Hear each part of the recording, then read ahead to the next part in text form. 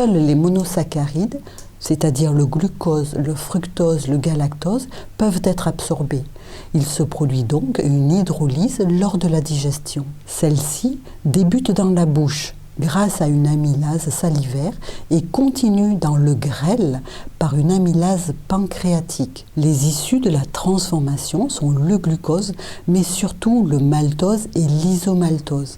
Ces disaccharides ainsi que le lactose et le saccharose absorbés seront traités par des disaccaridases membranaires spécifiques.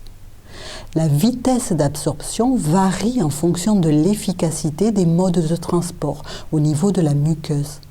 Le glucose et le galactose sont en compétition et ils se lient au sodium sur la GLUT2, leur transporteur. Ils transitent contre un gradient de concentration. L'absorption du fructose se fait passivement et utilise une protéine de transport facilitant le passage, les GLUT5. La vitesse d'absorption des monosaccharides, y compris les autres sucres-alcools, les polyols, utilisés comme édulcorants, par exemple le sorbitol, le xylitol, est rapide, tandis que le fructose est beaucoup plus lent. Nous y reviendrons avec la notion d'index glycémique. Si les capacités individuelles des systèmes de digestion ou d'absorption sont dépassées, des glucides de bas poids moléculaire arrivent dans le côlon. Ils s'y lient à l'eau et peuvent être métabolisés par les bactéries intestinales, entraînant diarrhées et flatulences. On note le syndrome de l'intestin irritable qui est très sensible. Après absorption, les glucides arrivent à la fois en glucose et galactose et sont transformés en glucose.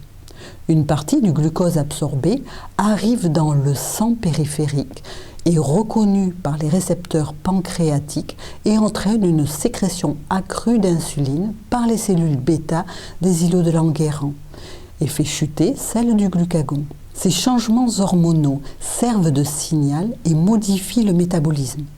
L'intégration du glucose dans le foie, les muscles et le tissu adipeux est augmentée et sa transformation sous forme de stockage est stimulée. Grâce au glucose 6-phosphate, il va pouvoir être transformé en acide gras, triglycérides et si les stocks le permettent, en glycogène. En raison des capacités limitées de stockage, environ 100 g dans le foie, l'excédent est transformé en lipides, ainsi que tout excédent d'ailleurs. Comme cette étape nécessite au préalable des transformations, ce ne sont pas les glucides qui sont source de surpoids, mais plutôt les graisses qui peuvent être très facilement intégrées dans les triglycérides.